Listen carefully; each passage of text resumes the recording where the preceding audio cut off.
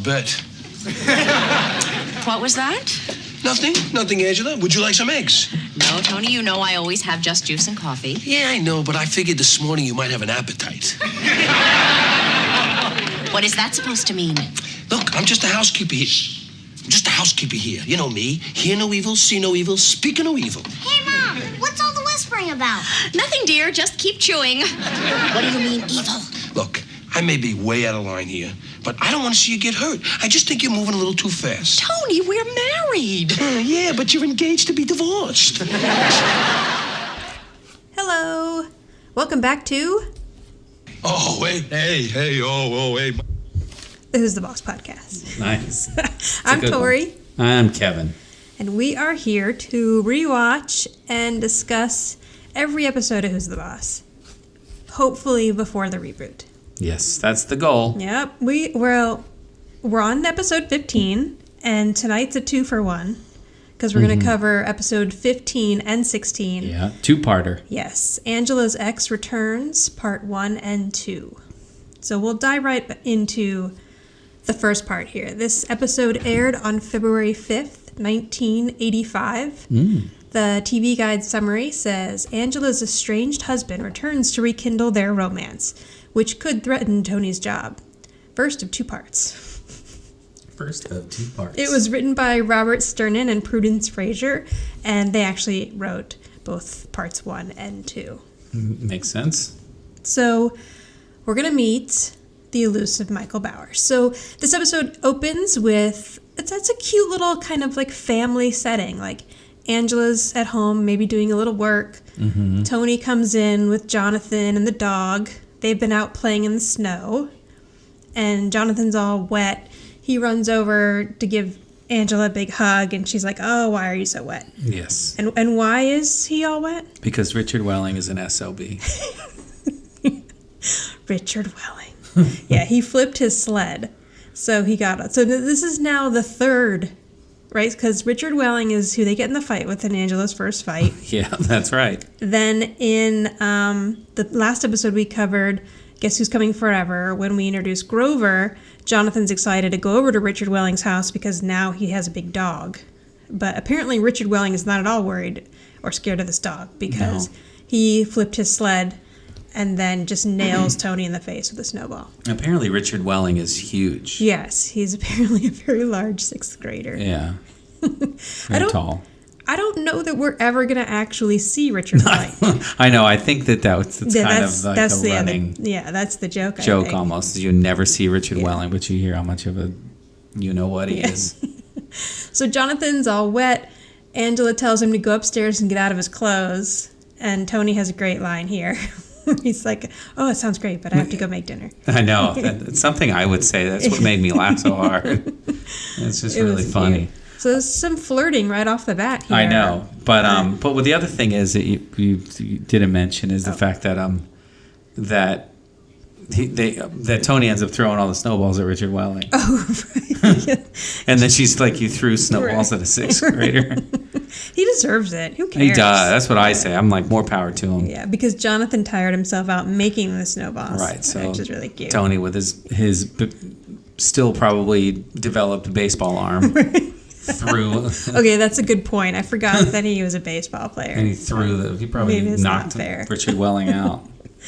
So Jonathan and Grover go running upstairs to go get changed, get ready for bed. Little Grover. Yeah, Grover. I like Grover. I know.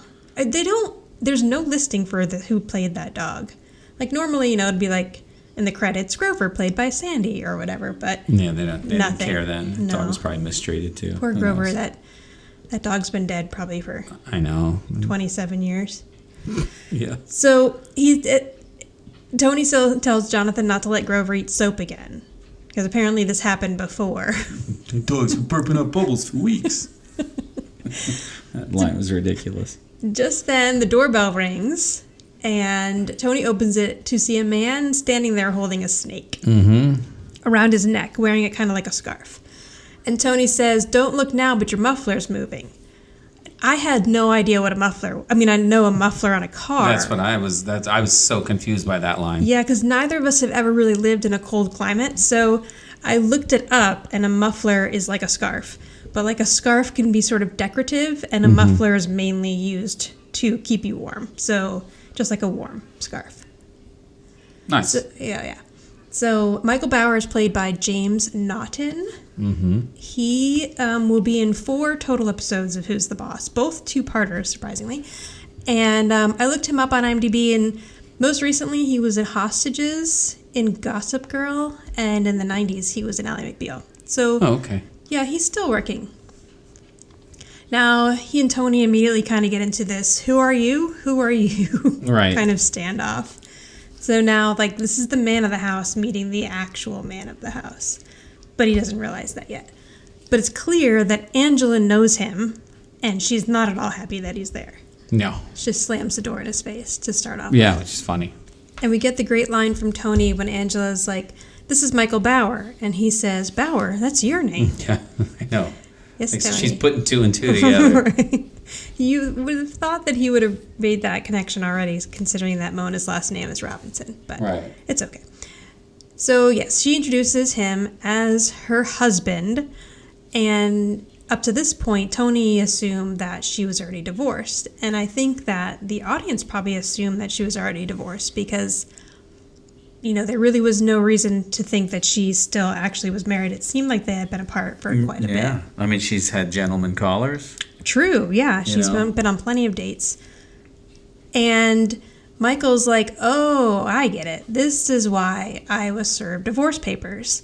He said he was in the jungle for 6 months with no communication. So I guess that they were separated. Like, he had an understanding that they were separated. Yes. And didn't just go into the jungle thinking he was a happily married man. And not, like, did they not even have a telegraph or, like, Morse code or anything? Like, he had 0 communication with his wife and son for 6 months. Yes. I mean. And so he's assuming, like, oh, I get it. Tony is the reason why I've gotten divorce papers.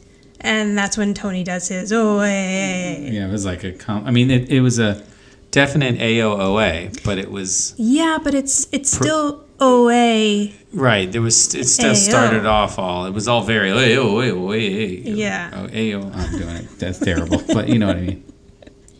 Yeah, so we keep getting like these sort of little mashups of it. Either that or we've just named this podcast completely incorrectly, which is fine. We're going to go with it because I don't know how to make another graphic. Yeah, no, this is what we're doing. We're in deep. So Tony explains he's just the housekeeper, but Angela isn't quite as quick to let Michael know that there isn't anything going on. Oh, yeah. Because she's like, what do I care? We're separated. I want him to sign these divorce papers. And he says, there isn't anything going on. And she says, but we could if we wanted to. And Tony's like, yeah? He's like, yeah. Yeah, no, that was a kind of funny part. So this is the second flirty thing that we've kind of gotten. Although, I mean, that's kind of flirty, considering her husband's standing there. Right. And Angela brings up the fact that Michael missed Jonathan's birthday, which is why he's wearing a snake around his neck. The snake is for Jonathan's birthday. Yes. Now, we already know that the history of Jonathan and Angela with snakes is not spectacular. And that snake was small. This is now, is it a boa constrictor? Boa constrictor, yeah. So, I mean, that thing's going to become boots. Like, there's no way Angela's going to let that stay in the house. I mean, it can kill you in your sleep. And then, I don't even think that was an appropriate cage that a boa constrictor would go in. No, that thing was 3 times the size of that cage. Right. Anyway, and then Angela makes a joke about, couldn't you just get him a Cabbage Patch doll? So my thought is that it must have been during the craze where it was really hard to get Cabbage Patch dolls because Jonathan would never want a Cabbage Patch doll to begin with, but it was probably like a topical joke at the time. Yeah. I remember that as a kid. And I remember my mom like trying to get me one at Christmas and she couldn't, but then I finally got one for Easter. And I'm pretty sure my mom had it up until a few years ago. Oh, yeah. I believe that. So, yeah. So that boa constrictor is going to end up in the woods on their next camping trip. Now, Samantha comes home from playing in the snow. She's also quite surprised that Michael Bauer is Angela's husband. There's a cute part there where she thanks Angela for the leg warmers, and Angela's like, oh, you can keep them. I love little cute moments between Samantha and Angela. Yeah. Because I feel like we don't, like they grow closer as Samantha gets older, but I feel like they never really reached a point where, I don't know, like mother-daughter kind of relationship. And I really want Sam to have a mom. So Michael, I think, makes a reference of, oh, you guys are one big happy family. And Yeah. Tony says Tarzan meets the Brady Bunch. Yeah. That was great. There were a few references to old shows in this episode, or old movies at least. Now, Mona comes in, also yelling about Richard Welling. I know. She's getting hit with snowballs. Like, why is he still out there, and why is he still throwing snowballs at their family? This kid is a menace. He is terrible. A little neighborhood tough. And Mona notices Michael, and she says if it isn't Indiana Jones. So I like that. I think that was my favorite reference to this, which is pretty funny. And he calls her mom, I noticed. So I just don't ever picture, like, Mona being called grandma or somebody calling her mom. Like, she's Mona, except to Angela. She's mother. Right, true, you're right. She is mother. So Angela says to him, I don't think there is one person here who's happy to see you. And cue Jonathan. So Jonathan comes running down the stairs. Yeah, ready for bed. Sees Michael and is super excited to see him. Now we cut to Jonathan and Michael are playing with the snake, or he's showing him the snake. And the snake is a girl, and Michael throws in a few snide remarks about knowing it's a girl because she has a forked tongue. Right. And then Angela throws back. And he looks at Angela. Right. And then Angela throws back, if you're done playing with your cold-blooded friends, It's time to go to bed. So Jonathan wants Michael to put him to bed, and Angela, obviously agrees. Goes into the kitchen. She's pretty upset. Immediately starts chopping into some sort of baked good that's on the table. And for no reason. Right.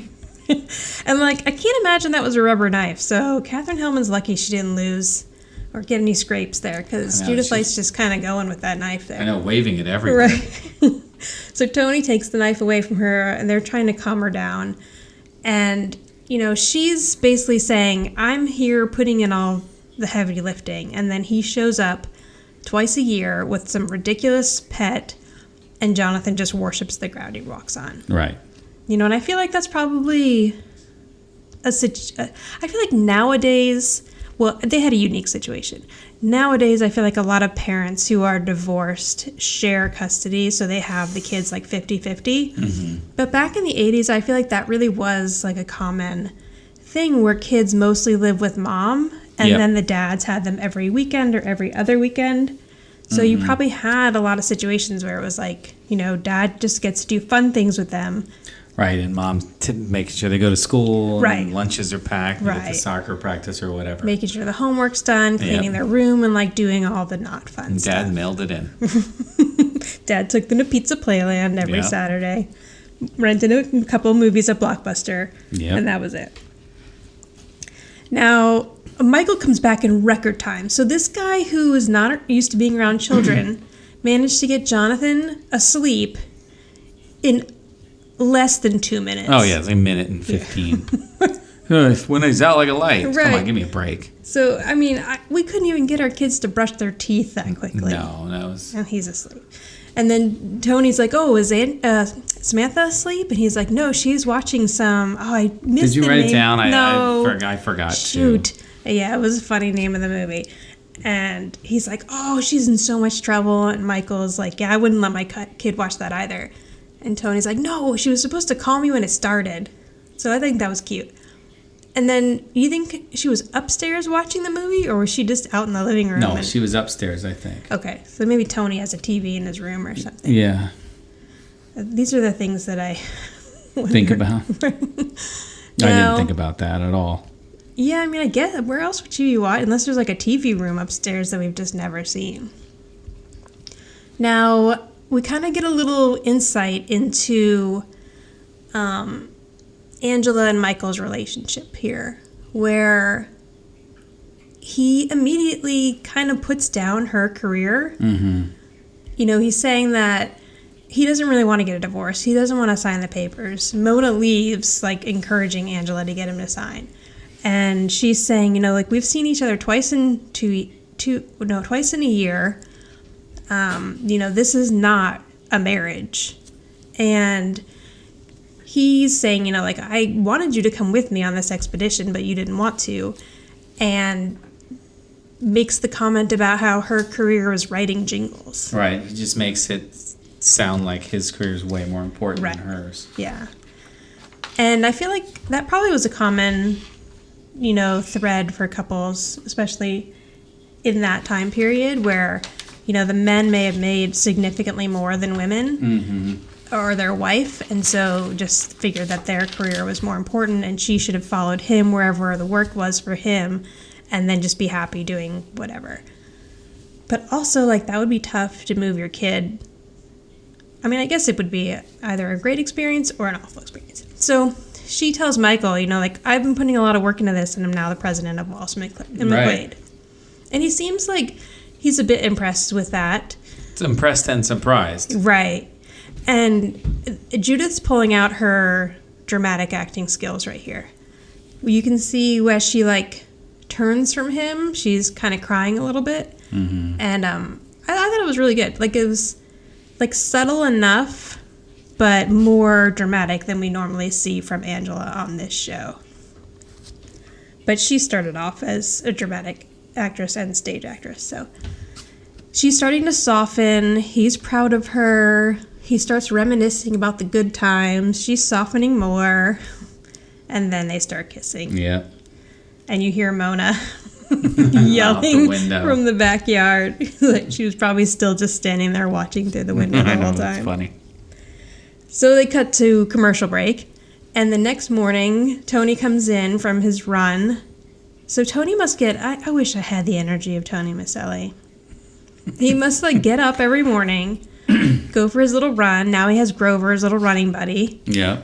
Then comes in, it's like 7:45, starts banging on everybody's door to wake them up. Jonathan doesn't come out. Samantha is already up, and you noticed this when we were watching.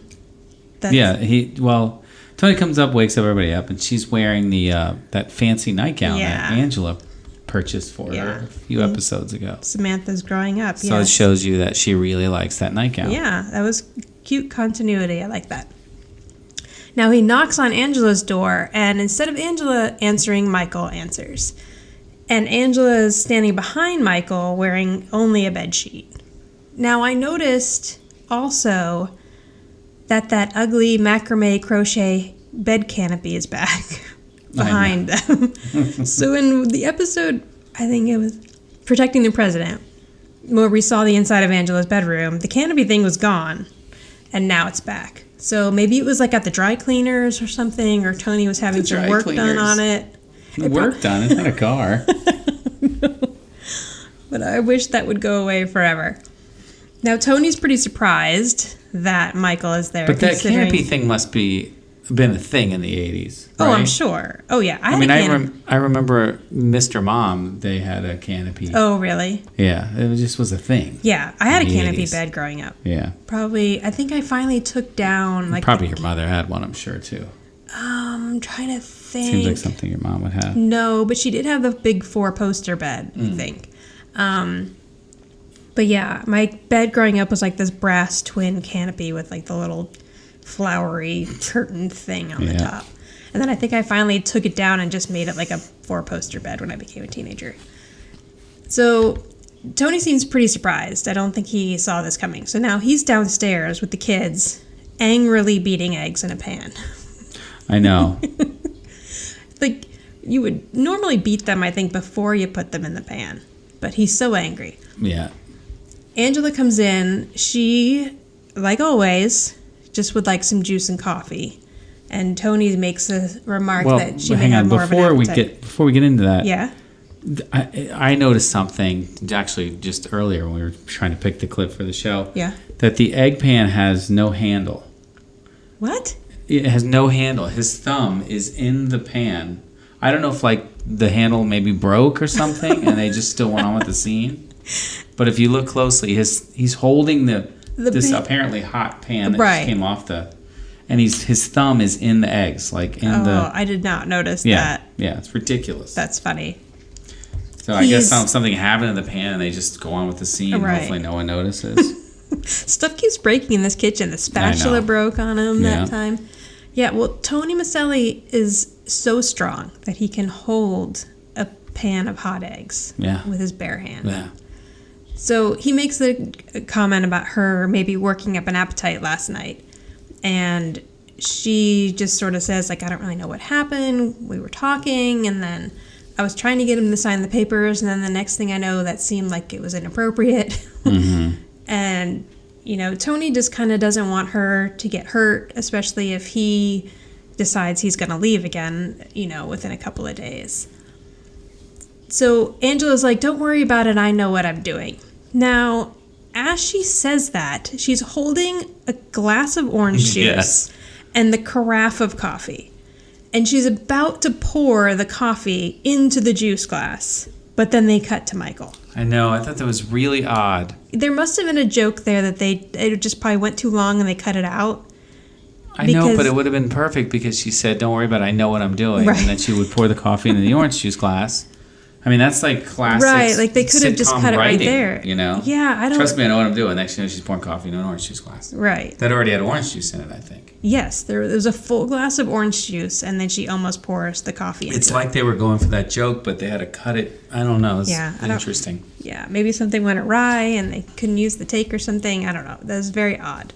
But, so they cut to Michael. Jonathan's surprised that his dad's there so early. Samantha notices that he's wearing the same clothes as yesterday. Right. But Michael's putting on a big show about how he just came over this morning and wondering how Angela slept. And he likes these clothes. Right.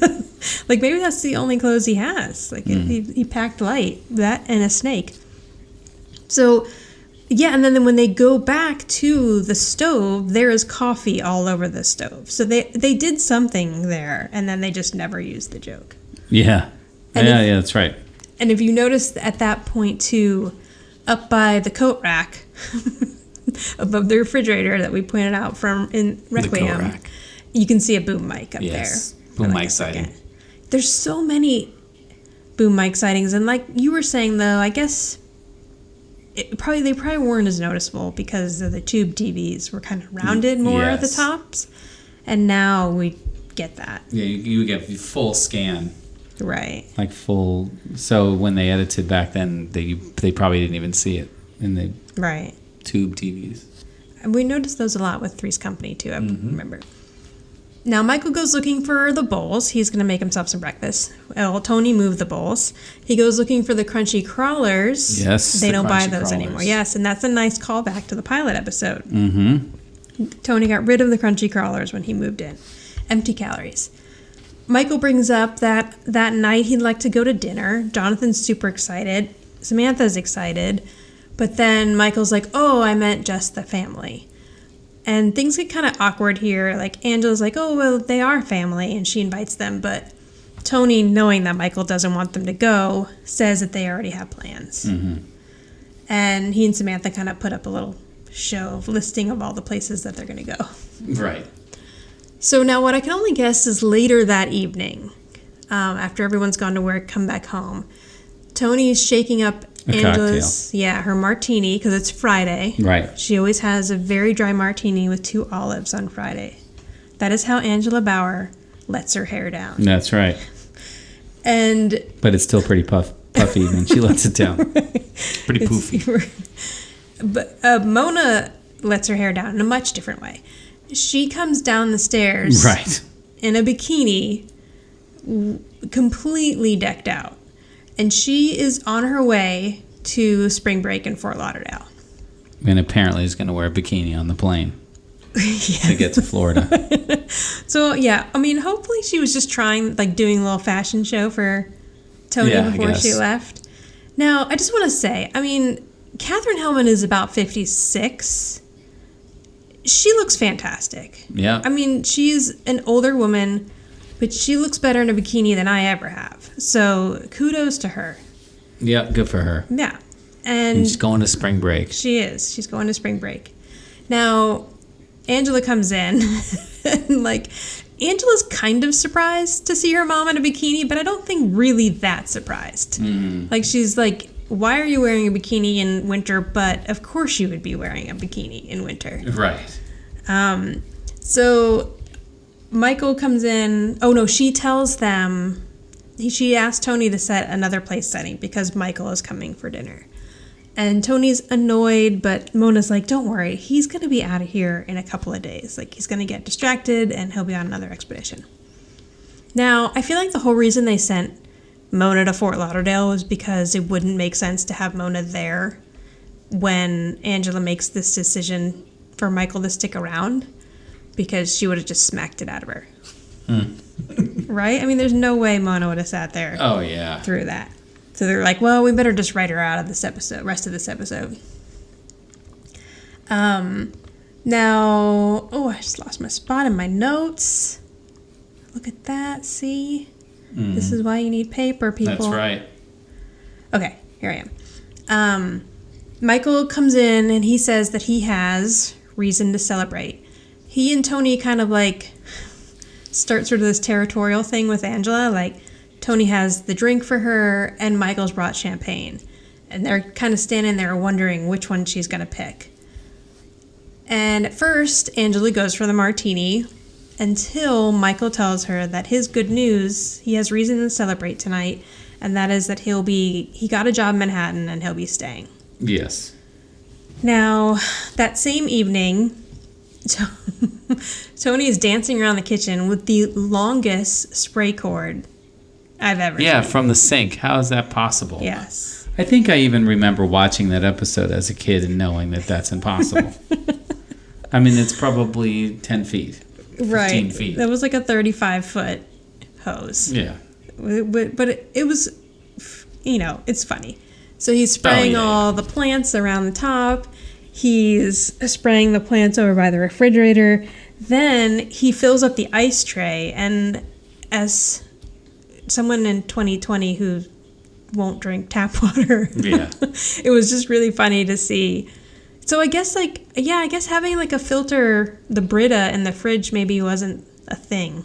I don't remember having a Brita filter that long ago. Yeah. I feel like you filled up a pitcher of water and shoved it in the fridge. You know what we did? Actually, okay. Yeah. I think my dad used to buy like gallons of water. Well, I was just going to say, and I remember now on this show, in the corner, there's that giant bottle that goes upside down into the... Oh, yes. Those were very popular. A lot of people had those, yes. Yeah.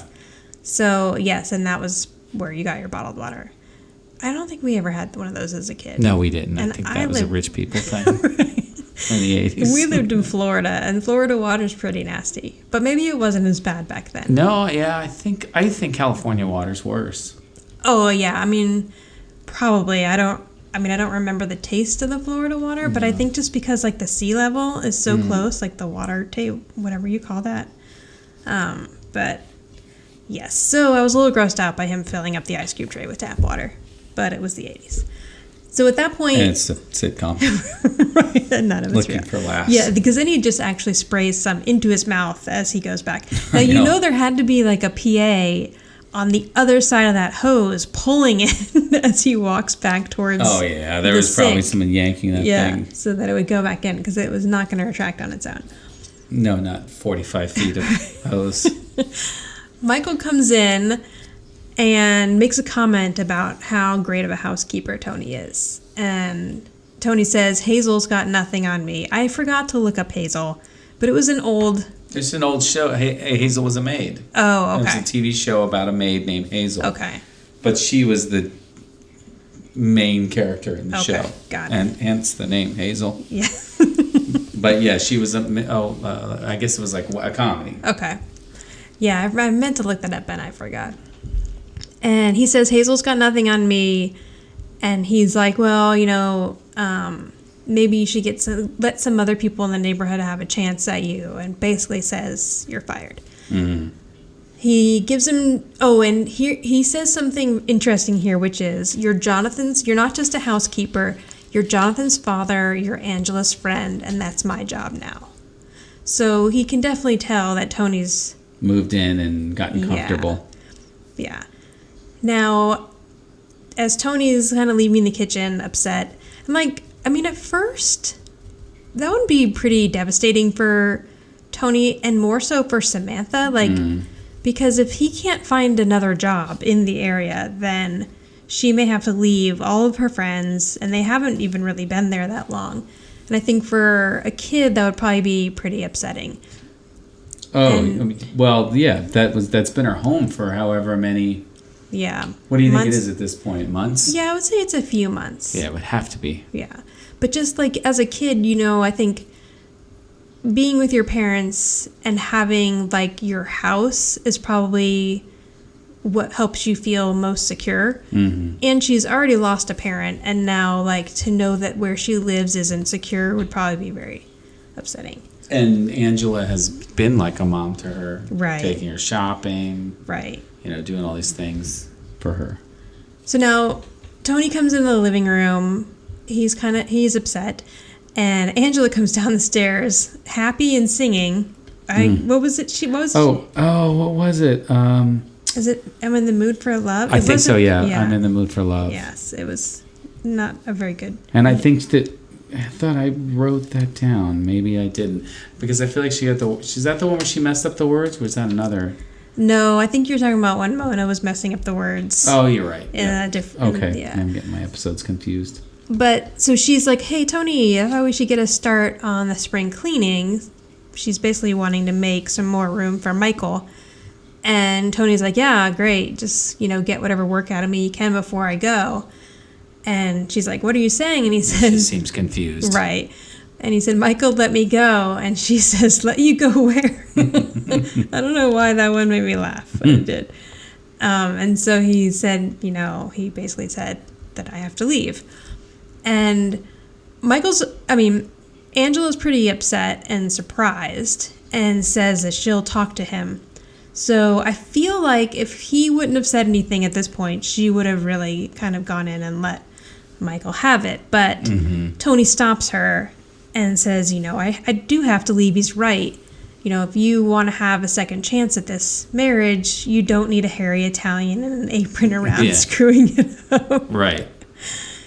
And yes, that absolutely makes sense. Like, it sucks for Tony to lose his job at this point, but the reality of a married couple with their son living with the male housekeeper, where there's clearly an attraction between his wife and the housekeeper, and the fact that the housekeeper is very good looking, right, would be never would awkward. work.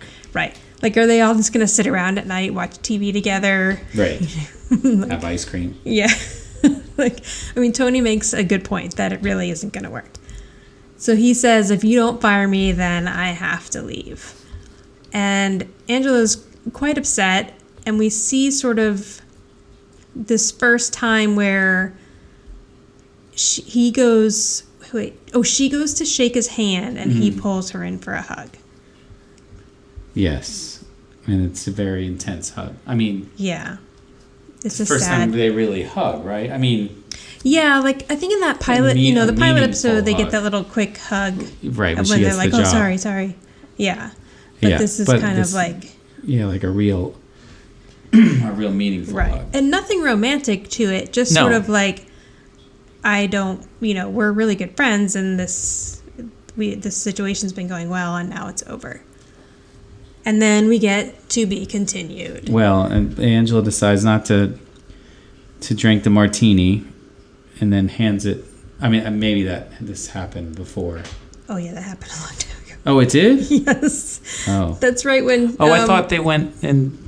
Oh, okay. Well, no, that's right when Michael I missed said. My point to talk about Listen, you got your papers all in the wrong order. I know. I must be doing something wrong here. Anyway, I thought it was funny that she hands the martini to Mona, and then Mona takes the olives and throws them and drinks them, pounds down the martini. Yes.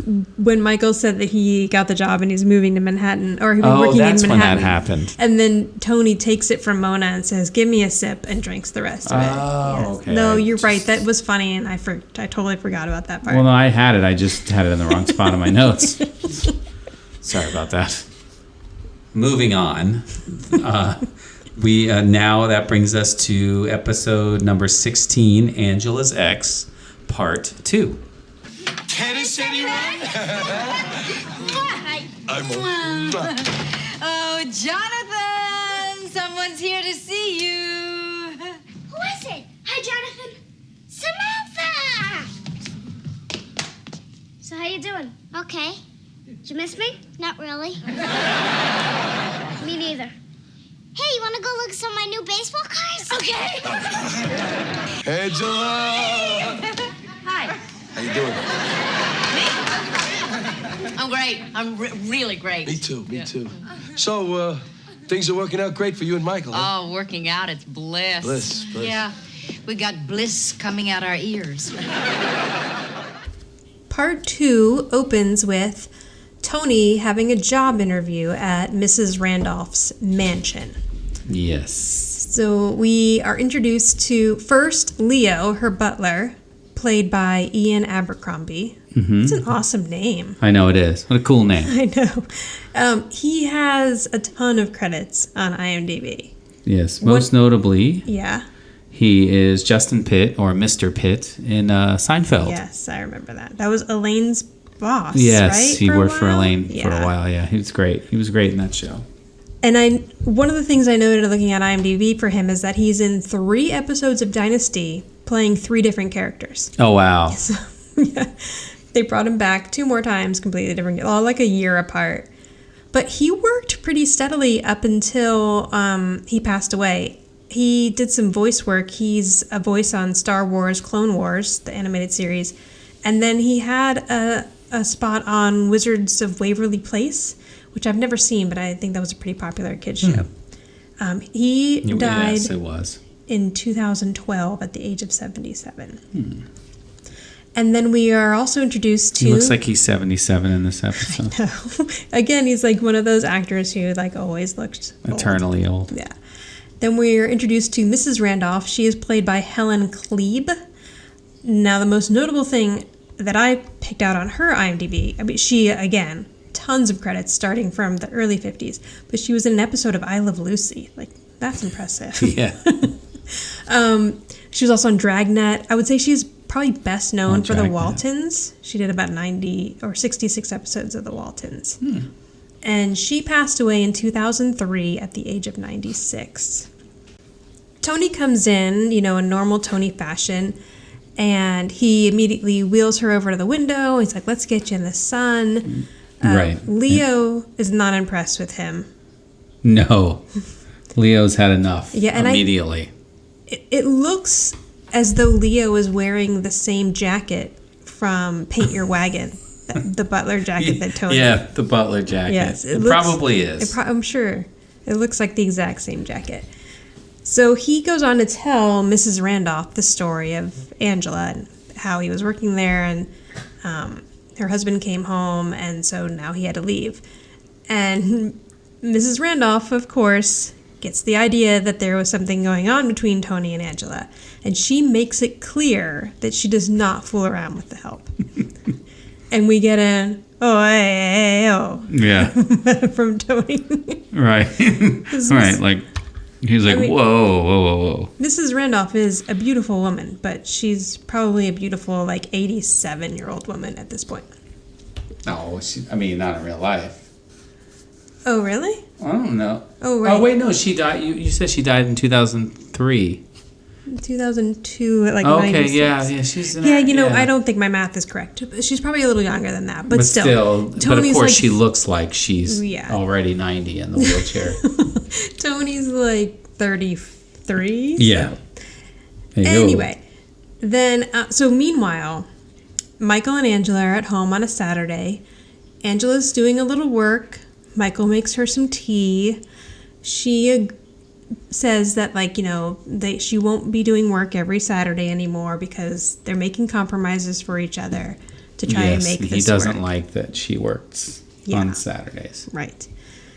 At this point, Mona comes home from Fort Lauderdale. And Mona, we've got a lot to tell you. You are not going to be happy. So she comes in and she has gifts. Grover got a bone.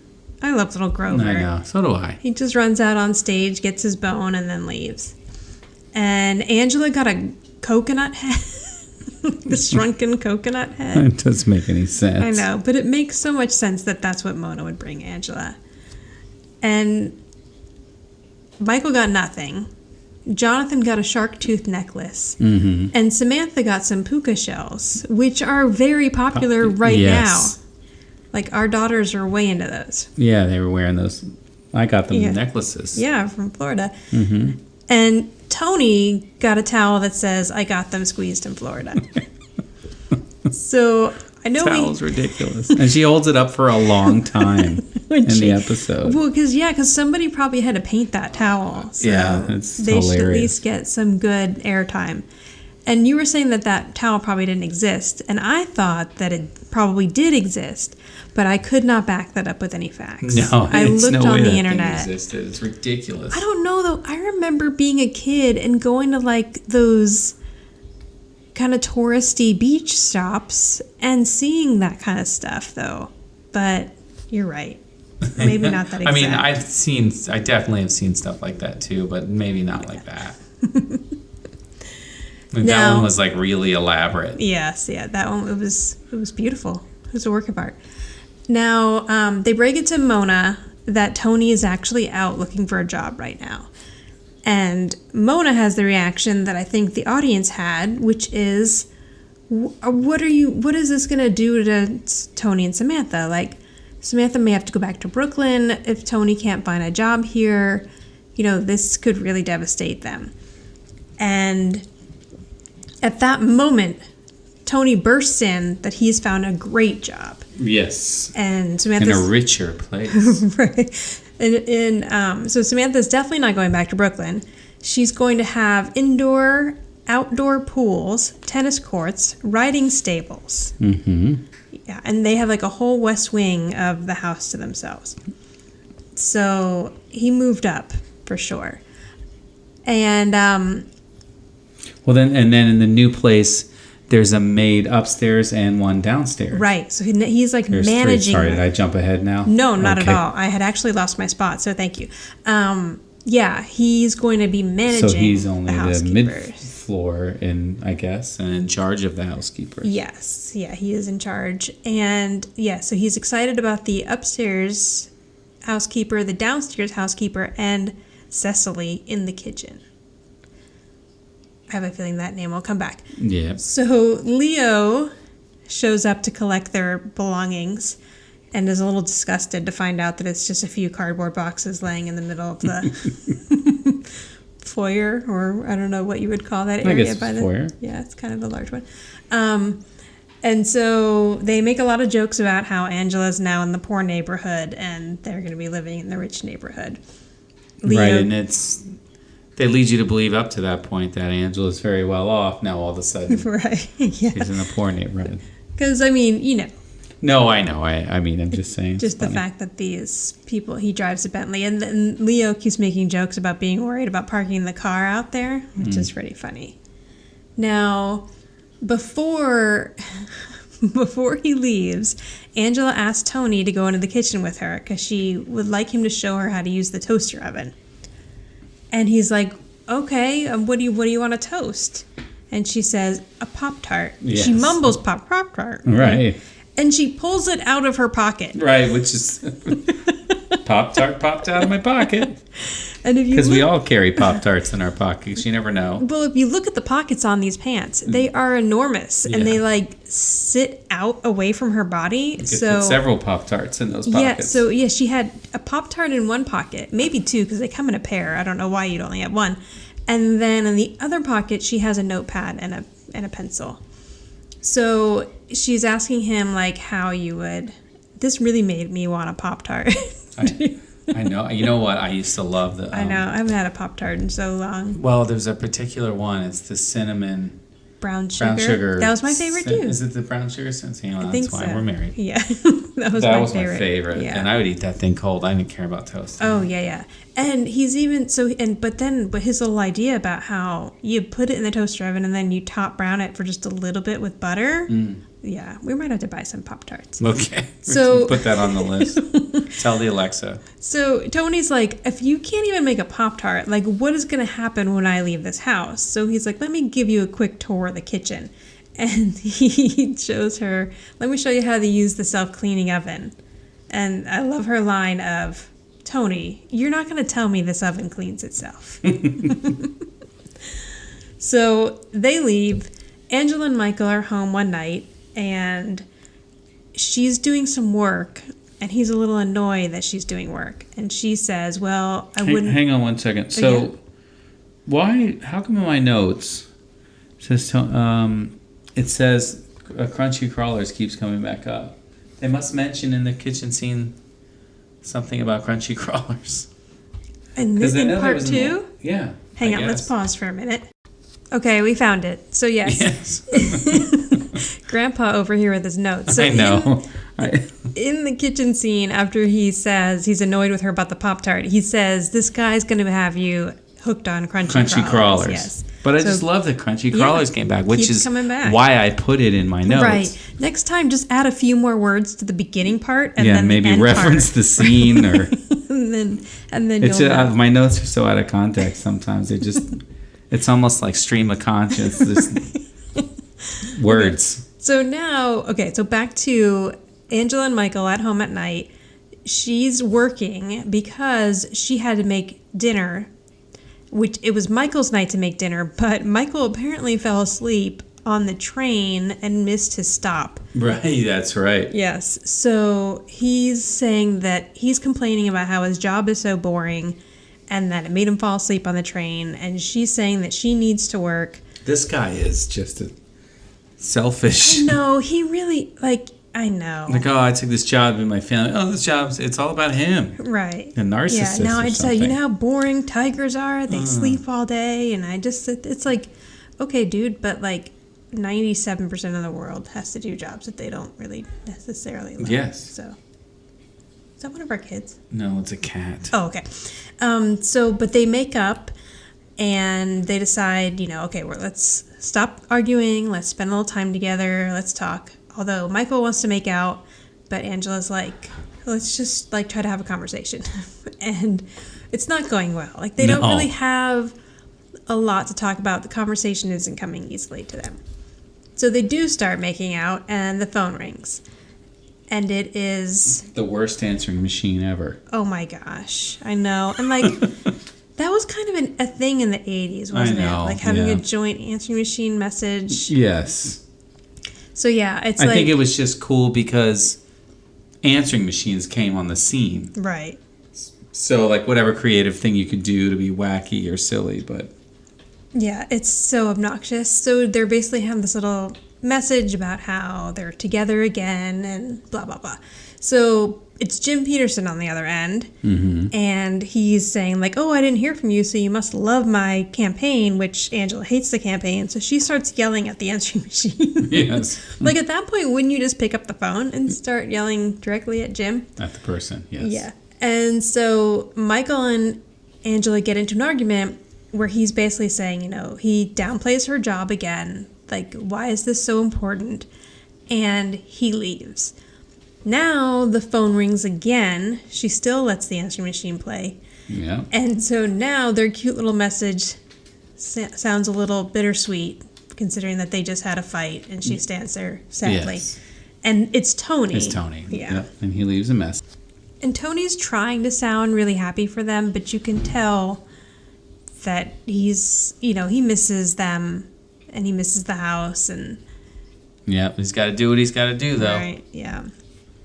So, cut to Tony and Mrs. Randolph apparently just got back from going bowling.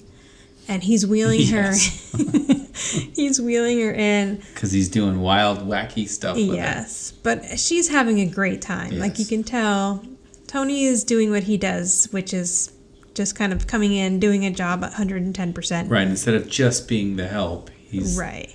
once again getting involved. And Right, making himself part of the family.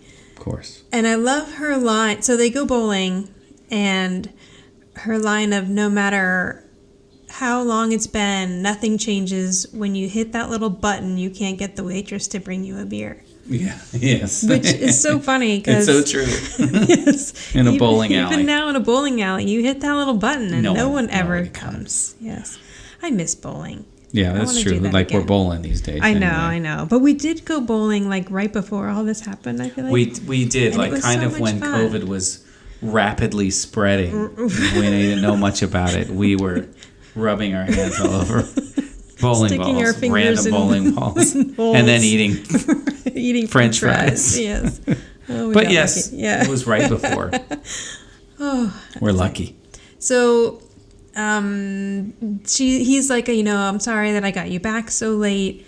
And she's like, no, I'm having a great time. And she makes a mention about how they drove by Angela's house 4 times. Mm-hmm. That's almost a little creepy, Tony. It is. So like why? No. And were they in the van? No. No, I'm definitely sure. in the Bentley. Right. But like also, how did they go? And I'm surprised she wasn't getting nervous because she thinks it's such a bad area that they drove by 4 times. It's a bad area. I also like how she calls it that cute little cottage. Angela's 5-bedroom, 3.5 bathroom house. His little cottage. Is a cute little cottage. Bigger than most houses. She tells him, you're doing a great job. The house is spotless. The staff is so happy, especially Cecily. Yeah, I like the implication that Tony's sleeping with the upstairs maid. No, Cecily's in the kitchen. Oh, the kitchen. Yeah, oh, I thought and he's totally had sex with Cecily by this point. Yeah, well, what are you going to do? But she's like, but we could manage without you. So he's like, are you serious? I'm getting fired again? Did your husband come home from the jungle? Yeah, that was funny. Which was great. Great line. But she's basically saying, like, we love having you here, but if you aren't happy and this is not where you want to be, we'll manage without you. Now, she also just suggests that he goes for a visit. And so now Mona and Angela are in the kitchen. Angela is trying to mash raw potatoes. Raw potatoes? Like, what was happening there? I know. I love Angela. Smashing up raw potatoes with... What was she using? And, like, the thing... She was using a potato masher. Yeah, but, like, not unsuccessful. Right. Because they were raw. They're raw, yeah. And the thing I love about Angela... Well, also, like, it's 1985 at this point. Yeah. You can't just, like, get out your phone and look up how to make mashed potatoes. You have to have a recipe book. Yeah, that tells you. That's a good point. It wasn't as easy as it is now to look up any recipe at any moment. So instead of just investigating it at all, just start mashing up raw potatoes. Even maybe just asking Mona, because she knew. She knew you had to cook That's true. That's true. But I just love how Angela, like, doesn't really... Cooking's not her thing, and she's fine with that. Now... Yeah, because Mona was making the salad just fine. Right. And she's struggling. And then she throws not only the mashed potatoes, but she just throws the entire bowl and the masher into the garbage. Yeah. We have those bowls, that set of bowls. Yeah, we probably had that masher at some point, too. Yes, but we never mashed up raw potatoes. No. I'm not a great cook, but I even know that. Now, Tony and Sam show up. Jonathan and Samantha are excited to see each other, but they can't let each other know that. I know. I thought that was so cute. Yeah. And I like how they're all in their little tennis garb. Yeah, I know. And Tony's all, tennis anyone? But he's got a bucket hat on, which is funny. A white bucket hat. Yeah, I don't know what that hat was. It doesn't seem to go with the hoity-toity tennis outfit, but whatever. But yeah, like, Jonathan's like, she's like, yeah, did you miss me? He's like, no. Not really. Not really. But then he's like, you want to go see my baseball cards? Yeah. I thought that scene was so cute. So cute. Like, they were really excited to see each other, but they couldn't show it. Right. And it's true brother and sister, fashion at this point. Right. That's true. Then that's a good point. There's a cute parallel of Angela coming out, and they kind of don't let each other know just how excited they are to see each other. Yeah, because they almost hug. Right. Yeah. It's like, oh, Angela. Yeah. And it's just like, oh, how's it going? So that was a cute parallel. Yeah. Now, notice that Michael's not there for this little visit. Yeah, I don't know if... sleeping on a train somewhere. A bus. I don't know if they planned it so that he wouldn't be there, or he just, like, went somewhere. But she's, so they sit down, they start talking. And immediately you see how involved Tony is in Angela's life. Mm-hmm. They have no issue talking about stuff. He's asking her about how work's going. He knows about the latest campaign she's working on. And she says to him, it's so nice to talk to someone who really cares about my job. And, he says, well, Michael cares. And she's like, well, Michael cares about me, but I think that he would rather I just quit and be a stay-at-home wife who cooked and cleaned. And it's almost like she's kind of entertaining that for a brief moment. But, she would just be mashing raw potatoes all day. It's not going to go well. Yes. So, where Michael and Angela couldn't really have good conversation and kind of resorted to making out. Yes. Tony and Angela have really good conversation. And they probably still would be great at making out. So the clear winner here is right there in front of you, Angela. Yep. Now, we cut to the scene later where they're having dinner. Right. By the fireplace. Yes. So Angela and Michael are having dinner by the fireplace. And we see that little 2-person table's out again. Yep. They just like to move that thing around. Yep, little romantic table with it's the very chairs. Versatile. Mm-hmm. Yeah, and this time they're using those large... That's a cat. Yeah. Those large chairs. So very romantic dinner where Michael basically says, and I kind of wondered where Jonathan was. And in my head, I made up that Jonathan went back to the mansion with Tony and okay. Yeah, that's good. That's a good plot twist. But if you notice in this scene, all there is some butter and bread on the plate, and then he's like, "Too bad the casserole blew up." Oh, right? Doesn't he say that? Oh, you know what? I totally missed that. Yeah, he says, "Too bad the casserole blew up," and then she says, "Don't worry about it. The oven cleans itself." But she says it in a way like she knows the oven's not going to clean itself. She's like, apparently the oven cleans itself. That's so funny. Yeah. I totally missed that. Oh, that's funny. So they have this nice romantic setting where Michael is planning to tell her, or is telling her, that he's going to take a job and go to Zimbabwe. Yes. Because, Oh my God. Our cats just ran through the living room. And he's basically saying, I'm not happy in my job. The only reason why I'm here is to be with you. And if you're not going to make me a priority, yes, exactly. Narcissistic. If you're not going to make me a priority, then I'm leaving. Quitting your career. Right. Ending your career. And always blowing up casseroles and mashing raw potatoes for me every night. And hoping the oven cleans itself. Being available for sex and no conversation. Yes. Then I'm leaving. So... Cats are just... I'm not stopping this because this is good stuff. We just have to keep going. So Angela's like, well, that is fantastic because I wanted to break up with you tonight. So if somebody ever prepares a really nice romantic dinner, beware. It's not a good scene here. Well, he never got the dinner though. No, it exploded. Apparently, I don't even know how a casserole explodes. Maybe they were... It blew itself up. Or blew up. If anyone could do it, it would be Angela. Yeah, I guess right? So. What? Do you just put the oven on 500 degrees and put it in there for an hour? Because I'm guessing that the actual casserole dish must have... And was it potato casserole? I don't know. Order pizza. Yeah. Just get everything catered by Robert, Angela. Never cook. So they very quickly and very amicably end their marriage in about a minute and a half. Yeah. Yeah, it's pretty impressive. They had the divorce papers. So. Yeah, it was inevitable. I like where she's like, he asks where are the divorce papers, and she says they're upstairs in the bedroom, and they both go to walk up the stairs, and then he's like, maybe you should go get them and come down, because they know that if they go up to the bedroom, they're just going to end up having sex. Right, and then it's a vicious cycle. Right, yeah. Now, but his line is, when he tells her he's going to Zimbabwe, he said, I'd rather be where I'd rather be. Oh. That's the line. And I thought that was interesting. Yeah. It's just selfish. Just I'm out. I'm going to Zimbabwe. Yep.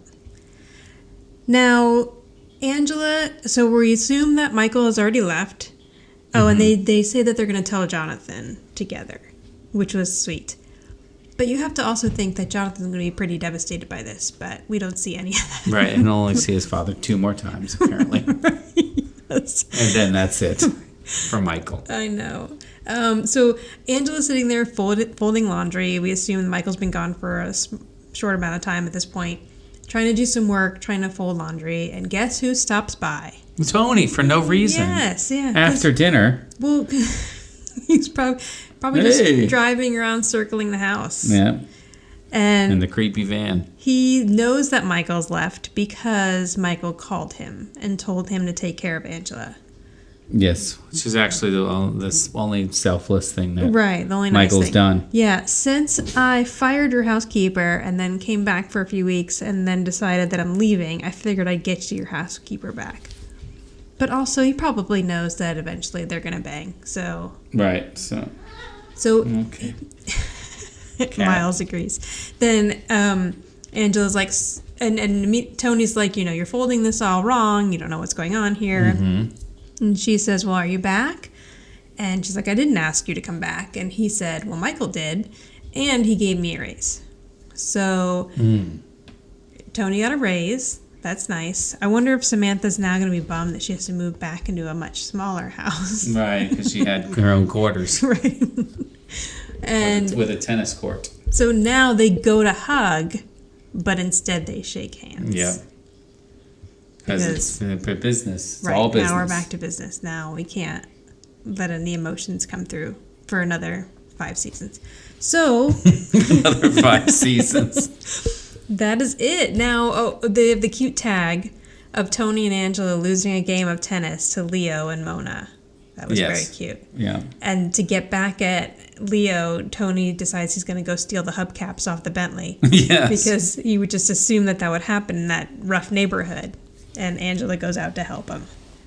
The only thing I have in my notes here is that Angela looks good in her tennis outfit. Yeah, that tennis outfit's cute. Very short skirt. That's the only thing I got from that scene, apparently.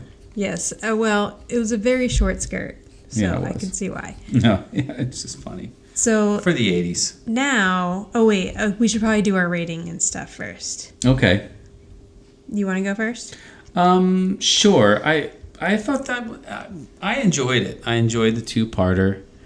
I think it closed the relationship with Michael. I thought they did it really well, and I would say it's an 8. Yeah, I gave it an 8.5. Oh, okay, all right, nice. Good. Yeah, I went a little high on, but for me, yeah, I'm usually a low rater. I like this one. I remember liking it when I was a kid. It dealt with a lot of good themes, I think, of the woman being expected to give up what she wants, and her not doing it on multiple occasions. And I also just realized that I didn't prepare for a Who's the Boss at all. But back to the rating. And yeah, so I like this one. It holds up. Yeah, you're right, and it's nice to see how still so supportive Tony is. You see how selfless he is. It's shown basically when Michael shows up and he's not. Right. Yeah. You can really see that their relationship and their friendship was growing, and it kind of deepens for sure. Who's the boss around here? Me? Or my mother? Or maybe it's you! Okay, I'll go first here. Okay. I wasn't prepared, but then I thought about it, and now I am. Okay. I'm going to say that Angela is the boss in this episode. That's what I was going to say. Okay. Sorry, I shouldn't have said that already, but go ahead. No, that's fine. I agree 100%. Because, she gives her marriage another shot, but even though Michael breaks up with her first, she was planning on breaking up with him also. She saw that it wasn't working and that this wasn't going to make her happy, so she righted the wrong. Yeah, if I was basing it on the first episode, I would have gone with Tony, but after watching both parts, I thought Angela. Oh yeah, that is a good point, because Tony's kind of the one that says, I gotta go. Well, and he's the one that's just I don't want you to get hurt, Right. He tries to, without overstepping his boundaries, warn Angela, right. and So I would have picked him if it was just the first episode, but all throughout, Angela was in control, even though she's pulling Pop-Tarts out of her pocket and mashing potatoes with raw potatoes. She was, and blew up a casserole. She was still in control of what was going on and knew what was right in the end. I bet the first thing Tony had to do once he got back was clean that oven. Clean the oven, yes. You're darn right he did. Turn on the self-cleaning oven. Freaking mess. I know. Oh, poor Tony. Well, it's a good thing he got a raise then. Yes. All right, so we have come to the end of our first two-parter. So next time, we are going to be recapping Season 1, Episode 17, Eye on Angela, which is one of my favorite episodes as a kid. Oh, good. Oh, I like that. And has a very special guest star, Betty White. Oh. Yes, it's going to be good. Looking forward to that.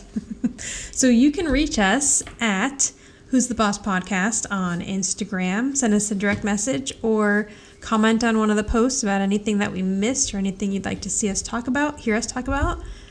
Or you can go to anchor.fm/WTB podcast. And there you could leave us a voice message that we can play on the podcast. Do we have a song? Yes, we do. It is Matthew Bordeaux performing Who's the Boss? Brand New Life. And it's one of those piano tutorials to show you how to play it. But it's nice. It's very nice. I actually enjoyed it. So nice. Here it is. Okay. If you like this podcast, please subscribe and tell all your friends.